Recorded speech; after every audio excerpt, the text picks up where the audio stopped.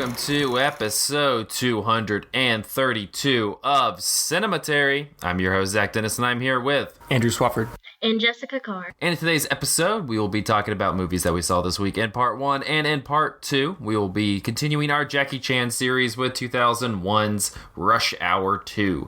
But let's go ahead and jump into movies that we saw this week. We're going to cover a few movies and then deal with some listener stuff. Housekeeping.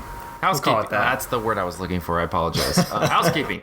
We're going to deal with some listener housekeeping afterwards. Let's go ahead and jump in. Andrew, I'm going to lead off with you. You have a new release that is in theaters now that you caught this week. Yeah, that movie is Destroyer. This was a movie that I missed at TIFF because it played one of the days I wasn't able to stick around. But it was one that I was really looking forward to. It's directed by Karen Kusama, who made Jennifer's Body and The Invitation.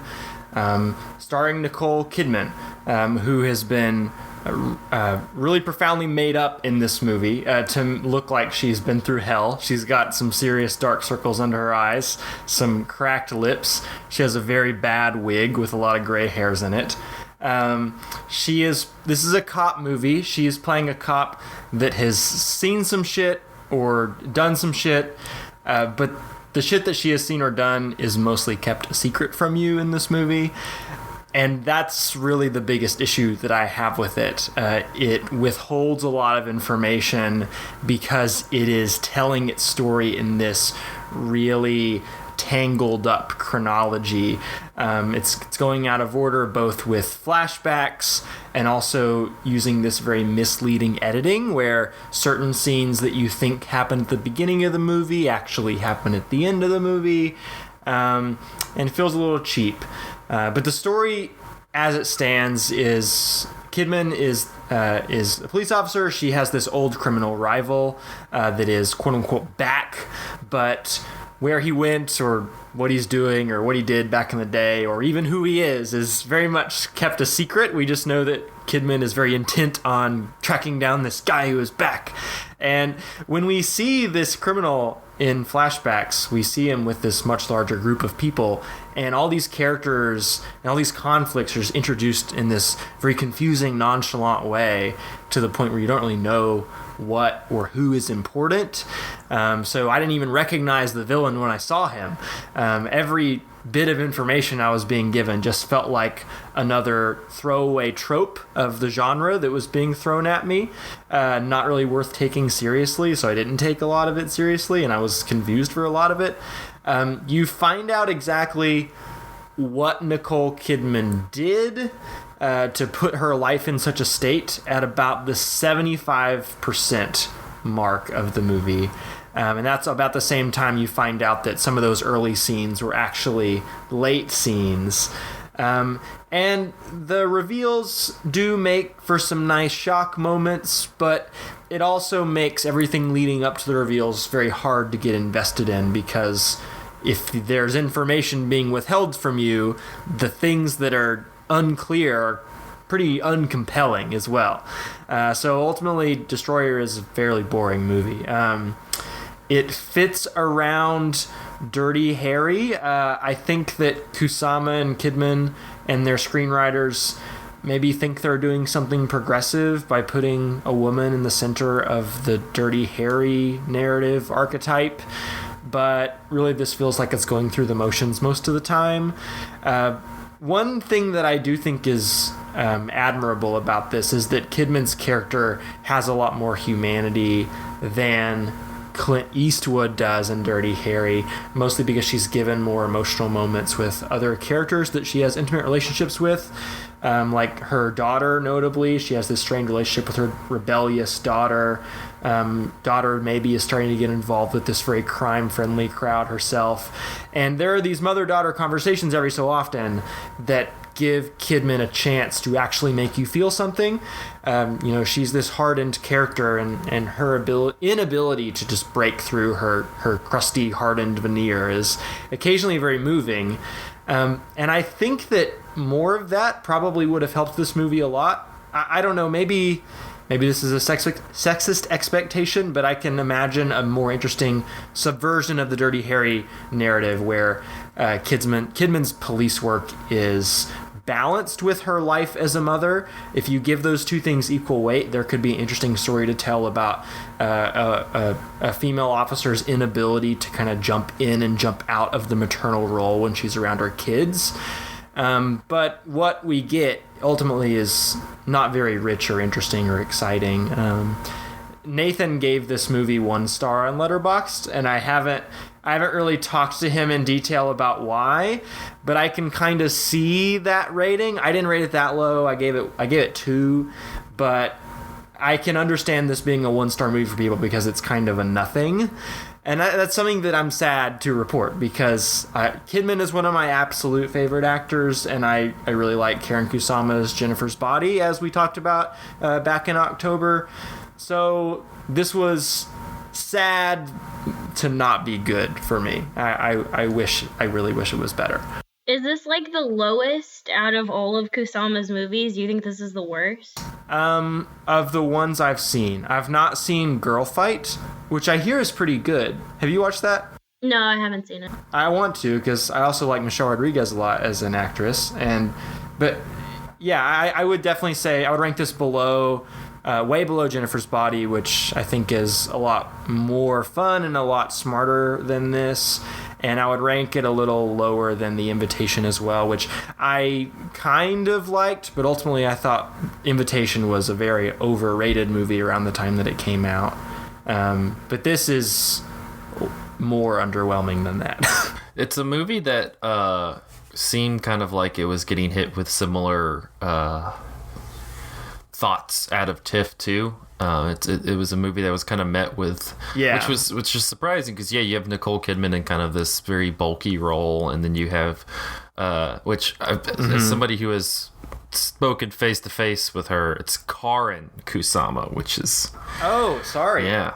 It's just her publicist came by and told us beforehand, because I'm sure she gets that a lot. She has to like correct people. Yeah, probably. But it's you have like these two names who are pretty big names, and it seems like a movie that kind of just came and went.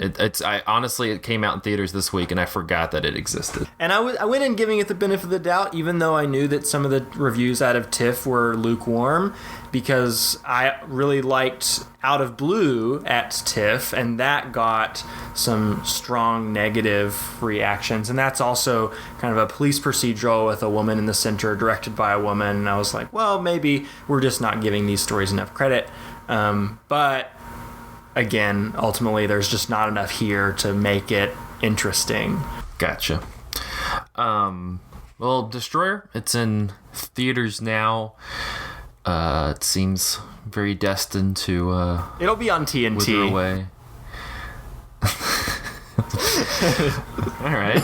Yeah, it'll be on TNT, so look for that. Wow. Well, I'm trying to think where to go next. I'll talk about my movie, I guess, because I don't know really how much mileage we're going to get out. What better way to start this movie than complete uncertainty as to where we are going? Yeah. So this past week I watched Last Year at Marienbad, the Elaine Renee movie. And the log line says it takes place in a chateau, an ambiguous story of a man and a woman who may or may not have met last year at Marienbad, which is true. That's all. It's true on all accounts on that description. This is a terrible movie to try to talk about. Yeah. Just like first level, like this is a horrible movie to try to talk about. I like this. The whole premise is like, did something happen or did it not happen? So if you're giving a plot synopsis, good luck. Yeah, exactly. And so it completely just kind of. It was funny. I was thinking about like the like stupidity of Christopher Nolan trying to remake this in a way in Inception. Oh, because like the whole storyline, it feels like with the wife character in Inception, it feels like a like half-assed attempt at this. yeah, I know that people like to go, oh, this movie is like a fever dream. This movie is like the epitome of a fever dream. You have absolutely no idea what's going on at really any point and how any of these characters are related to one another or not related to one another. There's only like 3 of them, too. Yeah, there's the Delphine Seyrig, who gets a lot of love on this podcast for Jean Dielman, as well as Donkey Skin as the woman. Then you have the man who she may or may not have had an affair with, and the man who may or may not be her husband. I think it is her husband, but it's like I don't know. Who knows? I've never seen something that has shifted perspectives and like different planes so much. Like, this is a movie that is constantly shifting the where the movie is positioned it's just pivoting on a dime at just from like left and right. It's insane the amount of switches this makes. This movie I can see being one of the most infuriating experiences for people like trying to watch something and glean anything from it. But at the same time, I found it to be just fascinating and just incredibly evocative, because it's constantly playing with this notion of, what's the point of having some sort of plot? Like, is what you're gleaning from this, for lack of a less pretentious phrase, motion picture, this some sort of narrative that just kind of takes you beelining from point A to point B, or do you want or are you gonna like fully commit to the concept that movies are dreams brought into reality, and that all of this movie is just dream logic, and none of it makes sense, but that's okay, because movies in essence are just kind of dreams projected onto a screen. And so by the mere fact of it just moving and shifting constantly and not, I guess, making any sense to a degree, that's like, what else do you want out of a movie? And I have a hard time disagreeing with that, because I think in a sense, you like that should be the format that you're kind of going to the movies with. Like, you should be attempting to just kind of make sense of whatever this whatever this concept is, rather than just wanting to be spoon-fed some sort of blatant plot. And this last year, Marienbad doesn't spoon feed you anything. Andrew, I know you've seen this. I mean, did you kind of have a similar experience? I really liked Last Year at Marienbad. I watched it last year, and I think that I see it as a little less nonsensical than you, Zach. I think it's not quite like a David Lynch film where, you have surreal elements popping in and out, and, people who are kind of like monsters or spectral beings or anything like that. We are in a hotel with 3 people, and it's going to play by those rules. It never steps outside of the realism of that conceit. 3 people interacting in a hotel, right? The where it gets nonsensical is like who these people are, how they relate to each other, what they are doing. It, like you said, it keeps shifting what exactly the scenario is with these 3 people. And in a way, it's kind of like what Hong Sang-soo does, where he's really just making movies about people having conversations, but he messes with the editing, and he messes with the continuity so much that you're left in this weird abstract parallel universe space. The best review I can find of Last Year at Marienbad by Neil Bahadur is that it is interdimensional cinema. And I think that even more so than what Hong Sang-soo does, Last Year at Marienbad is a perfect encapsulation of that.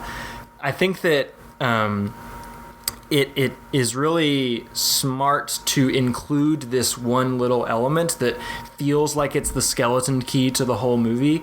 There's that card game that the two men keep playing throughout the movie, and like, so you have these cards that are put on the table face down in sort of a pyramid shape, and the game is that the two men like take turns picking up cards, and they pick up different numbers of cards based on how many are on the table.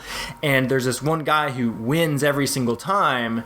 And the theory the other guy has is, well, there must be a trick to this. He knows how to win every time because he knows the trick. And if I figure out the trick, I'll be able to win every time.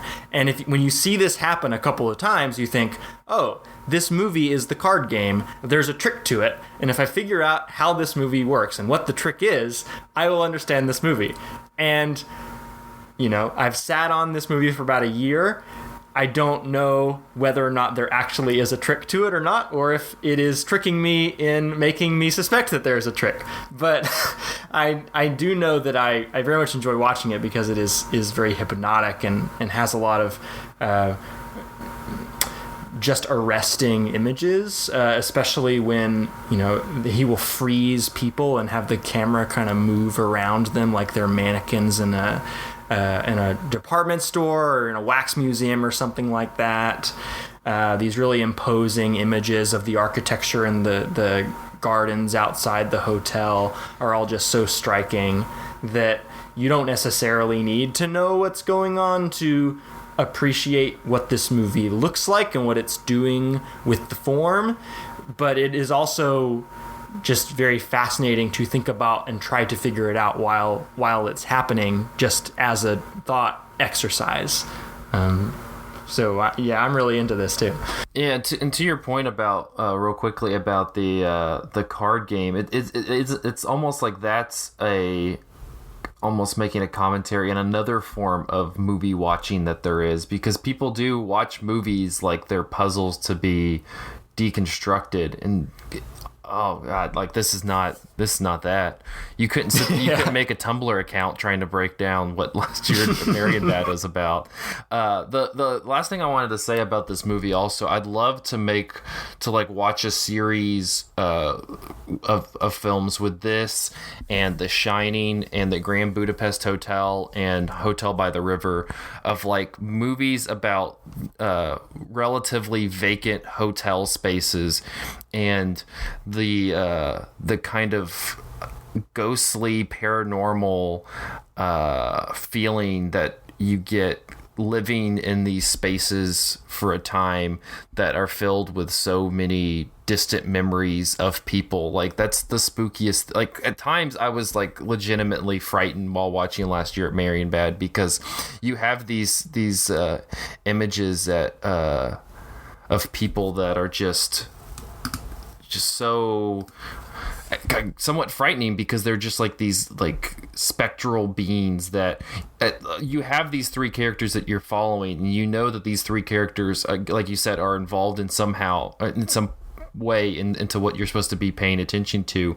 But all of these other people that are there, like you said, will freeze like wax figures, and it's a very arresting movie at times. I really dug it. Yeah, it is kind of like a big spooky location horror film at times, and there's some really jarring camera moves. Like, it'll do a hard zoom and give you like a musical stinger or something, almost like it's a modern day, jump scare horror movie, and breaking up the mesmerizing silence of most of this movie. So it is really dynamic in that way.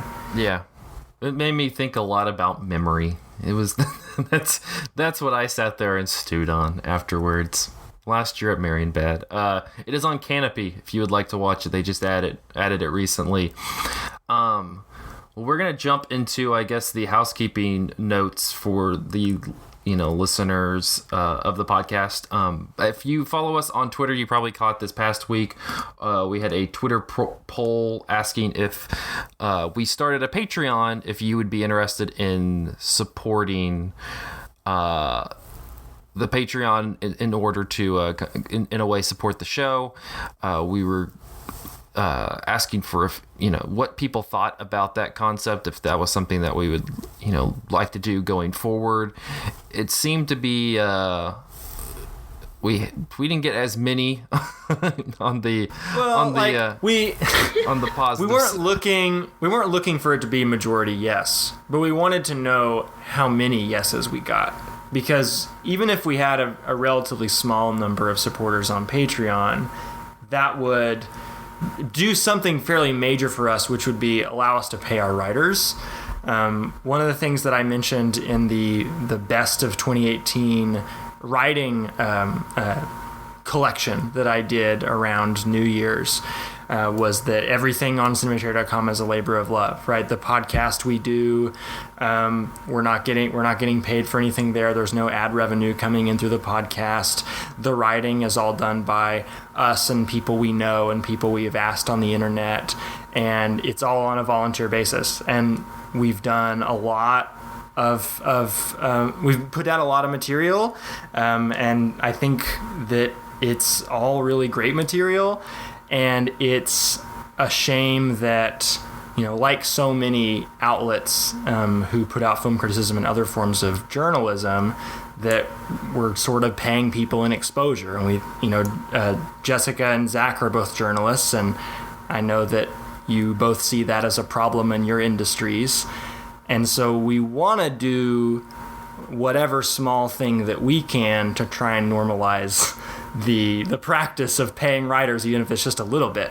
So we were wondering if we would get enough supporters on Patreon to do that. And I think we're still kind of in a liminal space where we're not sure if the answer to that question is yes or no. But Zach, Jessica, what are your further thoughts on this? I think the important thing to address is that we have previously said that we do not want your money, but we really want your money now. So that's something that you should know. I'm just kidding. We don't want your money because we want to hoard it. We're just trying to be fair and kind to the people who do work for us, right? No, I agree with you. And I think, so like when we first started Cinematary, we had no idea that we would even last this long. And we had no idea like how much this thing would grow. Like we went from just a bunch of college friends like doing a podcast to actually getting a pass to go to TIFF. And we have, professional writers with us now, and we are building the writing that's on our website. And I think that we're moving into something new. And so with that growth also comes the idea of having people who are supporting us. And so I think that the Patreon thing would be really great. And so if you are listening to this and you agree with what we're saying and you would like some sort of extra content, then you should somehow reach out to us, because we don't know that you even exist sometimes.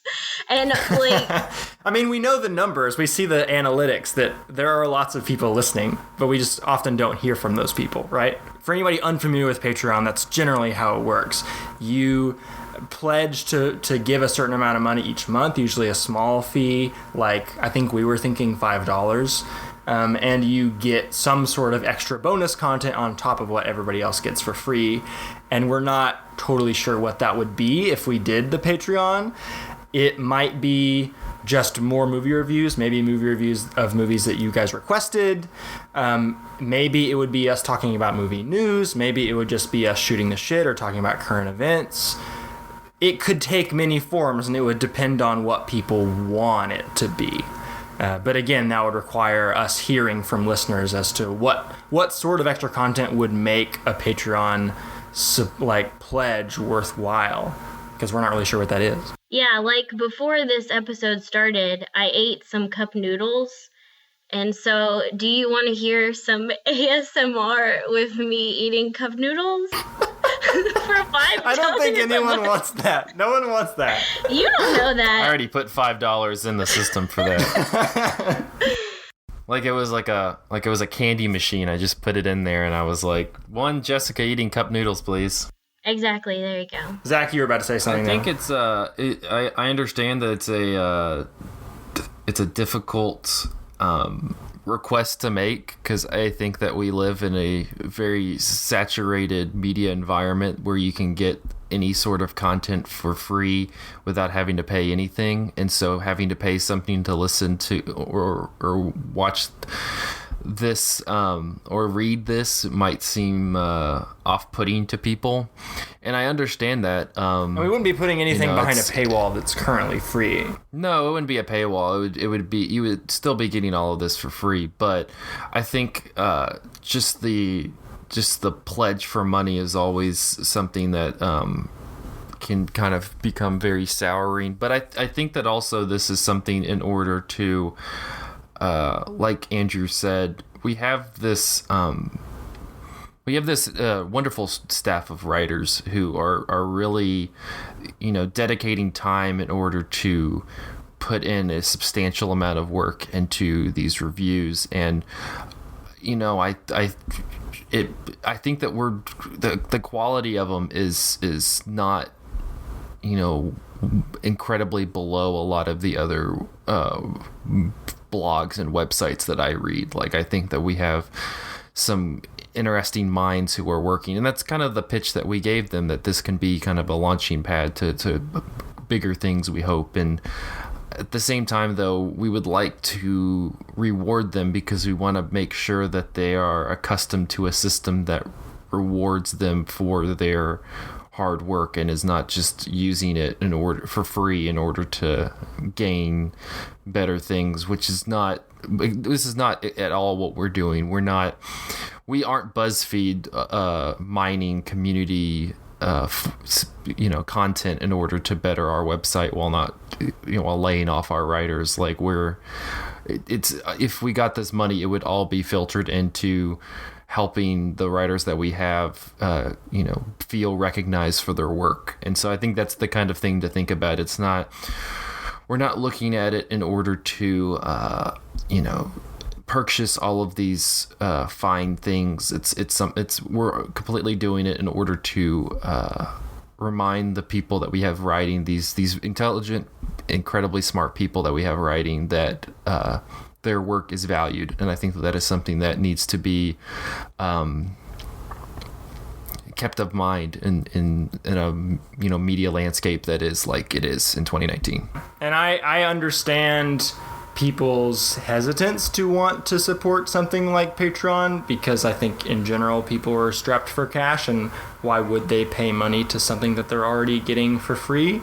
There are tons of YouTube creators and podcasters I listen to who ask for Patreon money all the time, and I've never given to them, right? So maybe this is me being a hypocrite by asking for other people to support us.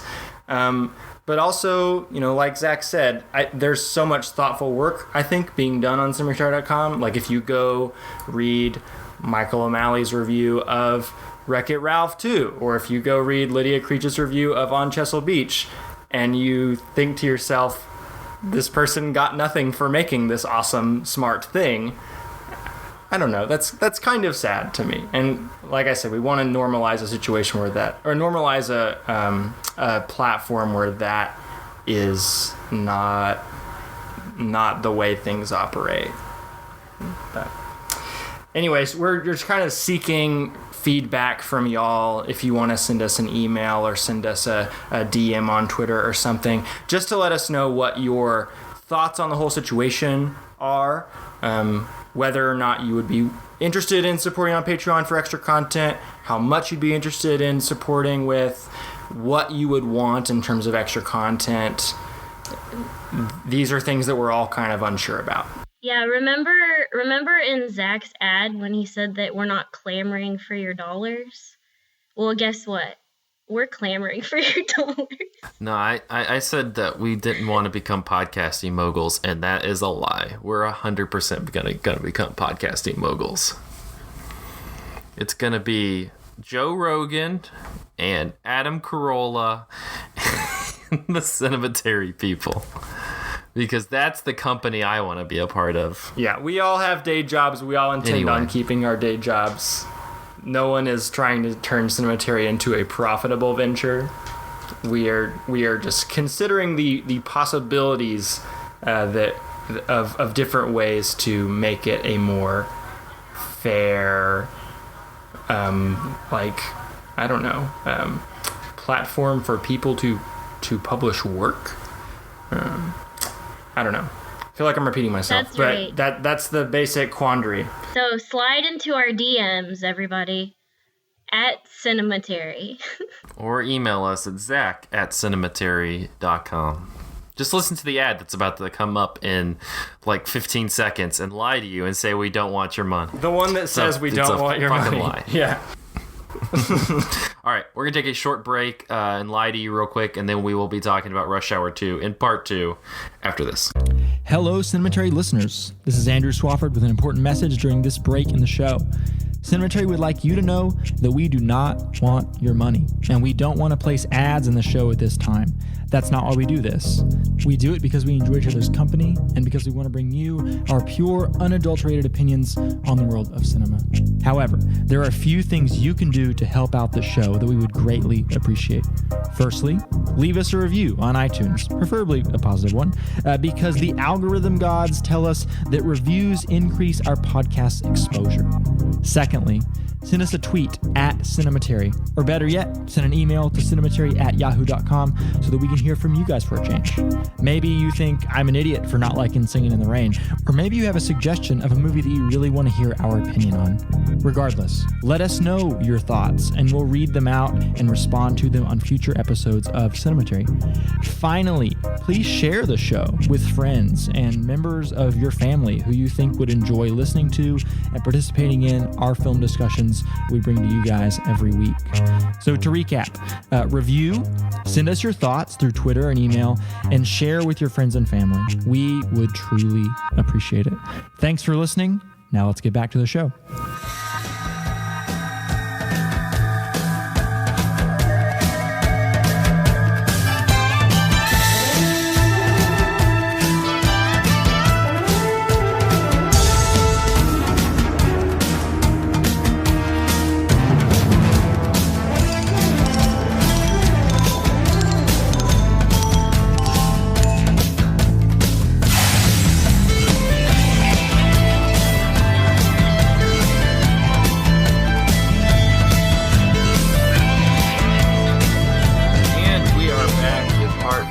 Episode 232 of Cinematary. In this part, we'll be continuing our Jackie Chan series with Rush Hour 2, 2001 film. We have pushed Andrew out of a window, and he has crashed into a taxi, and so he's not here anymore. That's a reference for you Rush Hour 2 heads. Oh, wow. I didn't even get it. I totally forgot that even happened. It happened in the movie. It was the climactic scene. Rush Hour 2 is directed by Brett Ratner and written by Jeff Nathanson. It stars Jackie Chan, Chris Tucker, John Lone, Rosalind Sanchez, and Zhang Ziyi. Its plot follows Chief Inspector Lee, Jackie Chan, and Detective James Carter, Chris Tucker, who go to Hong Kong on vacation, only to be thwarted by a murder case involving 2 U.S. custom agents after a bombing at the U.S. Embassy. Lee suspects that the crime is linked to the triad crime lord Ricky Tan. Aside from Chan and Lee, Lee is the character that Jackie Chan plays. Aside from Chan and Tucker, no other characters or actors from the first Rush Hour film appear. However, on the DVD release of the film, a deleted scene featured Philip Baker Hall reprising his role of Captain Deal from the first film. Carter speaks with the captain about his stay in Hong Kong and his involvement in the Triad case. Brett Ratner states that while he would have loved to include the scene in this final cut, it did not advance the plot. So it got cut out. During the falling, which really, what advances the plot in this movie? During the falling money scene, some of the prop cash blew out of a window. Bystanders thought the cash was real and kept it, some actually spinning it. The fake cash was so realistic, the studio was prohibited from making it ever again. Prop gaming chips were produced for this film, ranging in denominations from $1 to $1 million. These are much sought after by both film fans and gaming collectors. Zhang Ziyi only speaks 2 words of English in the film, being her famous line, "some apple," as she didn't know the language at the time of filming. Jackie Chan served as her translator on the set. Lelos Griffin, Rush Hour score composer, reprised his scoring duty for Rush Hour 2. According to him, the music for Rush Hour 2 is completely different from Rush Hour. The first 20 to 30 seconds of the main title is a reprise of the music from Rush Hour, but that's it. The composer stated that director Brett Ratner had requested a, quote, symphonic score, which he incidentally found suitable for Rush Hour 2. Quote, for the sequel, he asked me to do a symphonic score. It was bigger than life, like an epic score. I ignored the comedy. The actors took care of that. I played to the chases and the danger. It's a serious score in the sense of an epic score, like Raiders of the Lost Ark or an Errol Flynn film. Also, you must realize that the symphony orchestra allows many more possibilities. Mozart didn't need a rhythm section to drive. I was able to create a lot of energy without the use of drums and electric guitars and all that. I just wanted to read that because that was the most overbearing quote I've ever heard about a score to a movie. I love it. What is this guy even talking about? Before its August 3rd release, Rush Hour 2 premiered on July 26, 2001 on board the United Airlines Flight 1 from Los Angeles to Hong Kong, which was renamed the Rush Hour Express. In 2001, Wesley Morris for the San Francisco Gate said, the movie, lightly directed by Rush Hour visionary Brett Ratner, simply takes the first movie's shtick global, moving from Los Angeles to Hong Kong and still having fun with the idea that to the rest of the world, Chris Tucker epitomizes America. Time magazine in 2001 said the film seems content to rely on the formula that could, small sigh, extend for a few more sequels. Jackie kicks butt, Chris kicks sass. Roger Ebert in 2001 said, Rush Hour earned untold millions of dollars inspiring this sequel. The first film was built on a comic relationship between Jackie Chan and Chris Tucker as odd couple cops from Hong Kong and Los Angeles. It was funny because hard work went into the screenplay and the stunts. It was not funny because Chris Tucker is not funny whenever he opens his mouth, something he proves abundantly in Rush Hour 2, where his endless rants are like an anchor around the ankles of the humor. Jackie Chan complained, I hear, that the Hollywood filmmakers didn't give him time to compose his usual elaborately choreographed stunts in Rush Hour 2, preferring shorter bursts of action. Too bad Brett Ratner, the director, didn't focus instead on shortening Tucker's dialogue scenes. Tucker plays an LA cop who, on the evidence of this movie, is a race-fixated motor mouth who makes it a point of being as loud, offensive, and ignorant as he possibly can be. On that note, what better note to shift the conversation than Roger Ebert's takedown of Chris Tucker. Let's talk a little bit about Rush Hour 2. This is the first of the American movies of Jackie Chan's that we're going to talk about. Really, it's the only American movie that we're going to talk about. His next one is a co-production with India. But this one, I feel like, at least the Rush Hour franchise, is probably the epitome of Jackie Chan's move from China to America in terms of movies. We talked a little bit about his move last week, where he was trying to make the move, and it didn't seem to really take off because he kind of lacked that... he didn't have the hold over the movies that he really had the power in order to kind of construct the movies in the way that he wanted to in Hong Kong, in America.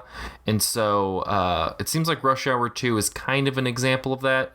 Jessica, what have your impressions been of Jackie Chan's earlier movies and kind of how they relate to this movie? So I watched Drunken Master, and technically, I was supposed to be on that episode, but my internet didn't get set up in my new apartment yet, so I could not be on it. But I really, really liked that movie. I really hated Rush Hour 2. I think that it's absolutely terrible. And I think that you can tell that Jackie Chan didn't get to do his long, elaborate action sequences because... anytime he got to do them in Rush Hour 2, I was really excited. I was like, okay, this is what I came here for. And then it would move on into just Chris Tucker, talking about something. And I was like, I want this movie to end. It is very bad. And so I think that you can tell that Jackie Chan kind of got wrapped up in the American Hollywood system, and he wasn't able to do what he actually wanted to do. Yeah, I mean, you can tell immediately just by watching the kind of how the fight scenes kind of are laid out. I mean, it's because Brett Ratner directs these movies like a basic cable television program. So when Wesley Morris said it was lightly directed, that's an apt, association with Brett Ratner. I mean, this is really very lightly directed. There's not much going on here, and so whenever these action sequences with Jackie Chan take place, it's just. Especially after you watch the kind of kinetic energy of something like Drunken Master, where you can every punch, every kick seems very precise in the location that he's wanting it to go.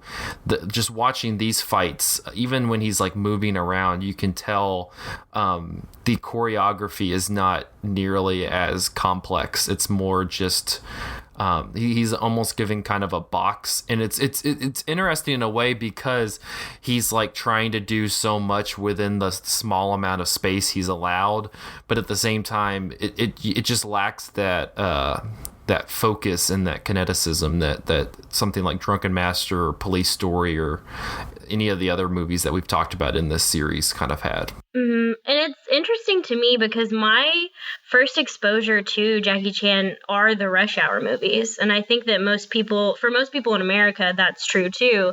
And I only recently watched some of his earlier movies because of the series. And it's crazy to me, the difference, because when you see him in an American movie for the first time, you're like, this is really cool.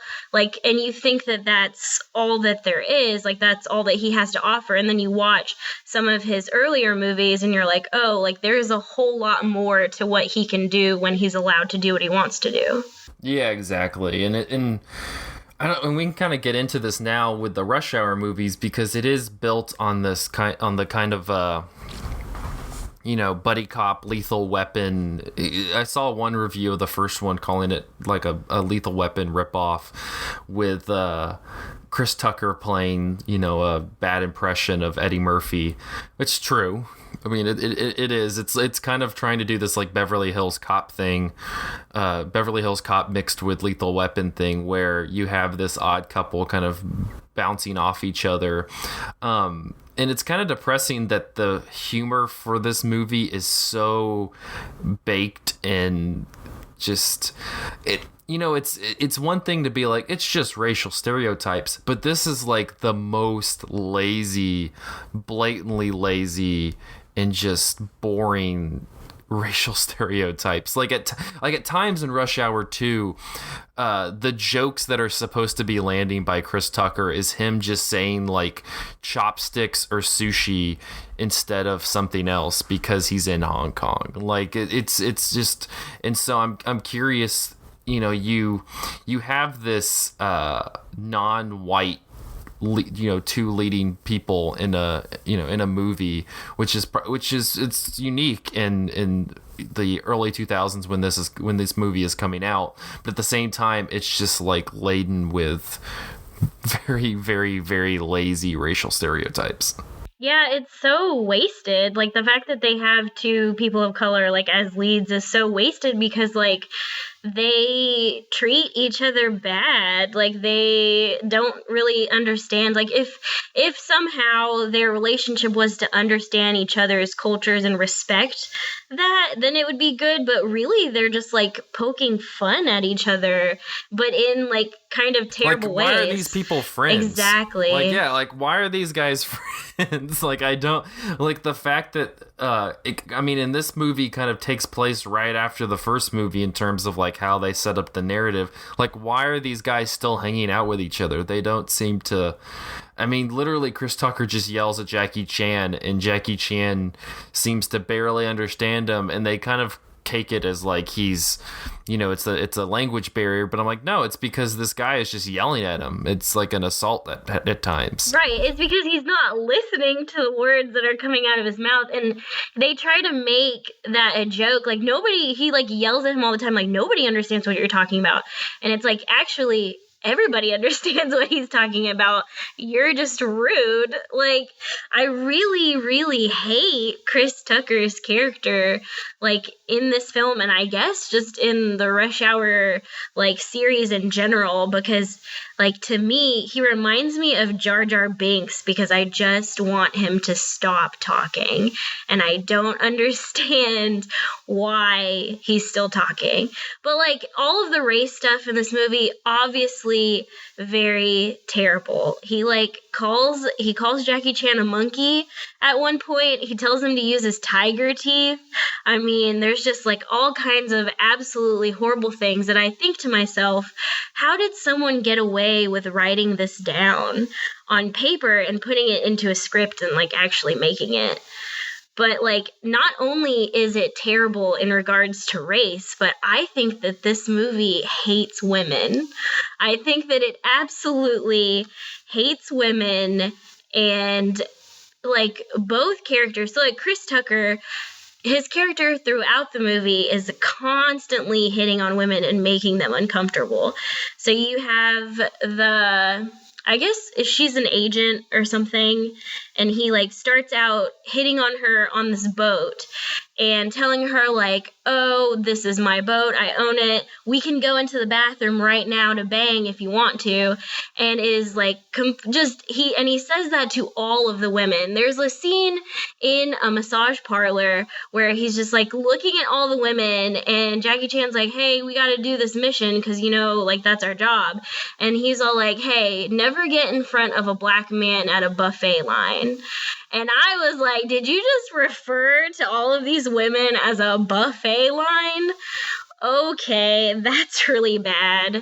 And in addition to that, well, it's just like it's such a poor joke structure, because like the joke is that it is foisted upon the women in this case. It's not like it's something where he says something demeaning to the women and then they get back at him at some point, or like it comes back to bite him in some sort of like kind of slapsticky way. No, in this movie it's just like he's just constantly demeaning, and it's and so after by the end of the movie it's just tiring. I mean, it literally culminates in him fighting the Zhang Ziyi character and calling her a crazy ass bitch and running off. So right, like she gets wrapped up, her character specifically gets wrapped up in the crazy bitch trope, where it's like she has no other characteristics other than the fact that she's a crazy ass bitch. Like there is nothing about her that matters besides that. And she even gets like pitted against the other attractive woman character, and just kind of pops up for really, I don't know, like I'm trying to find a validating reason why she's like a part of the movie. She's like this kind of double agent person for, I don't know. She's in the movie so that she can kiss Jackie Chan at the end. Like that's the whole reason why she's in this film. And also to show her boobs and walk around in her underwear. That's it. Yeah, I mean, that's you hit the nail on the head with that one. That's true. Yeah, it's difficult to this feels very systematic of like the late 90s, early 2000s kind of action genre. And like I said, it's disappointing. It's easy for us as people now to like look back and be like, oh, these movies are like super sexist. But I go back again to like the structuring of the jokes, and you can tell that you kind of have these deeply, I mean, it's because you have somebody like Brett Ratner directing all three of these, deeply misogynistic, piece of shit person. If you just Google Brett Ratner and you can see why Brett Ratner is a terrible, horrible human being who hates women. And so you can kind of just feel that exuberating through these movies, and it's super disappointing because, we in the previous episodes, especially with like Police Story, we talked about how Jackie's character was like was very dismissive and kind of rude to the Maggie Chung character, and the kind of dynamic between them. And the thing that separates that from like the Rush Hour movies is that again, you have like the scene in Police Story where Jackie is ranting about how about his relationship with Maggie Chung and is going like in and out of the shower, and the other woman is there, and then Maggie Chung's character is also in the the whole setup of the bit is that Jackie is looking like a buffoon at all times, and it seems you kind of get that throughout the movies that we watched. I mean, Legend of Drunken Master kind of does the same thing. Like the joke is never on the person, it's always being kind of worked off of the character, usually the Jackie character, and is working back around. And with these movies, it's just maliciously attacking everybody else. And like we said before, you have these people of color in the lead roles, but like it's shockingly also like a super racist movie at times. It's just it's such a weird cocktail of like, it does some things that you're like, okay, like it's different, but at the same time, it's also like if you had two white guys in the lead roles for this movie, it would, it would probably be the same thing. Is that crazy? No, I think that's true. But man, when I was watching it, I was cringing so hard. I was like, wait a second, I don't remember this in this movie at all. It did not age well, that's for sure. Yeah, and it's one of those things that like you're trying not to just like look at it with 2019 brain, but at the same time, I just keep harping this point, but like it is just like there's a way to structure the comedy where it's not just completely demeaning to the one brand of the one group of people that is also in this movie as well. It's just getting completely ragged on the entire time. I kind of want to go back to the action setup in this movie, because we talked really at length in the other 3 episodes about how Jackie is able to choreograph and structure this action, and how it really does have this effect that I talked the last week, and I want to apologize now for the 3 weeks of starting my conversation about the movie with it was just total nonsense, but then I kind of picked up what was going on, because I would happily go back to the perceived nonsense rather than having to watch another one of the Rush Hour movies where there is a structured plot allegedly that goes along an ABC path, because that I don't want to watch that. I would rather watch the nonsense of The Legend of Drunken Master, where at least interesting choreography and such is happening.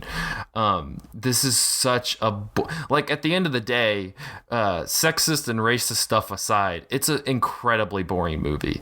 It's so boring. It's aggressively boring. It's just like constantly teasing you with how boring it is. Like I don't know, I never was like, this is like outright bad. I was just like, this is straining me with boredom. I don't know. I don't know how better to explain it. Like the twist or whatever is like that Ricky Tan is alive. Like he has a fake death moment where he gets shot on the boat and then falls into the water, and you're like, oh yeah, that guy's dead. And then he like pops back up at the end, and I was just like, oh, Ricky Tan's back. But I didn't really care about it. I was like, oh, okay, I guess. I mean, in all transparency, I was looking at Twitter while he died, and I didn't even see him die. And so then when they said that he did die and he did the whole reveal, I was just like, oh, okay, whatever. I didn't even remember that, so that's cool. He's back. It changed nothing. It was nothing. It was dumb. Yeah, why was Don Cheadle in this movie also? Can I just take a moment? Like, there's a whole kung fu scene with Don Cheadle at some point. Threw me off. Yeah, that was a little weird. But I just was trying to think of just some sort of overarching like theme for this movie, or just something that you can get out of it. And I've got nothing. Like I really like can't come up with anything. No, because like other buddy cop stuff, like you have to like have the you can at least be like, oh, well, it's kind of dumb, but the characters in it are fun to kind of hang out with and watch them interact. And that's not true, because Jackie Chan's being like, he has like anchors on his legs trying to, perform, cool, well choreographed stunts and do interesting things. And has anchors because of, the Hollywood system. And then he has Chris Tucker yelling at him. So it's just like, I don't know. It's a painful experience watching, trying to work through this. And then the third movie, Roman Polanski shows up, and that's a whole other can of worms. That just hope. So it's just like there's so much like questionable stuff in the Rush Hour franchise. It's like, why are these Rush Hour movies so problematic? I don't understand. Like, just thinking about like, because on the outside you can go, all right, you got Brett Ratner, who is deeply, just a horror. Like I emphasize, just a horrible person. And then you dig into it, you got Roman Polanski popping up in the third movie. I'm not gonna watch that movie, but he's in that, so that's a red flag already. And he alleged, I guess there's a scene where he's like and wants to inspect their butts, so that's already and then you have, why is Jeremy Piven playing this like stereotypical gay character at like a Gianni Versace? I don't know. Anyway, and then you have the Rush Hour 1 and 2, which are just deeply, incredibly, they're just like, they're so boring. It's aggressive. It's a TNT movie. It's a TNT movie. Like, it's a movie that makes no sense that you put on at like 3:00 in the afternoon on a Tuesday, and you catch it while you're waiting in line at a dentist office. Like, that's about the extent of the Rush Hour franchise. It's like, do you want to see Rush Hour and Rush Hour 2? Tune into TNT. Do you want to see Destroyer? Apparently, Andrew also says tune into TNT. We're really ragging on TNT in this episode. This is where you can get all of your good movies, guys. Tune into TNT. Yeah, TNT. Check out TNT. You got Rush Hour 1 and 2, and then we'll move into Destroyer. I don't see really Destroyer as a TNT movie. I see that as like an FX movie or something. Like, it's actually, Rush Hour is an FX movie as well. I need Nathan here to go through the different channels and what movie Destroyer would be. I'm trying to think of what channel that would be on. It would be like on an HBO, like East, like one of the, like HBO 2, Cinemax, like one of those. Like, it would have enough pedigree to be there. But like Rush Hour and Rush Hour 2, you've seen in a bargain bin, so it's definitely on TNT. It would even slink over to TBS every once in a while. Honestly, this part of the conversation is more interesting than the actual movie is placing where this movie would fit on a cable channel. The saddest thing about this movie is that I love Jackie Chan. Like, I think that I do too. I think he's a cool guy, and like his work is he works so hard. Like in Drunken Master, he gets like lit on fire a lot. Like, he works so hard, and he has broken so many bones for his passion, and then he got like roped into this mess. It's bad. It's so bad. It's a stupid movie. Go ahead. Yeah, and the other thing is that the movie like made me like him a little bit less, like in the movie, because you have like, and I don't even think that Jackie Chan is a sexist person, but in the movie, like, he's licking his lips and telling that woman, like, while she's undressing, he's like, oh, slow down, baby, and he's licking his lips, and like, that's the grossest and most uncomfortable I've ever felt, like, while looking at Jackie Chan. I was like, oh no, what have they done to you? It was bad. It's so bad. So pretty much the Rush Hour franchise does not play well in the current climate. No, and it can take, I mean, if you get wrapped up in that, if you get wrapped up in the Rush Hour system, you're going down, especially if you're a woman, because it hates women. Yeah, I mean, so again, Google Brett Ratner, Olivia Munn, and you'll see why this franchise, which was all directed by him, why he hates women. That's the takeaway from this. Jessica, do you have any final thoughts on Rush Hour 2 before we dump it back in its bargain bin? Rush Hour 2 is garbage. And also, I really hope that Kung Fu Yoga is better, because I want us to end on a positive note. Like, this was... Have you seen the trailer for that? No. I mean, there's a scene where Jackie is in a car with a lion.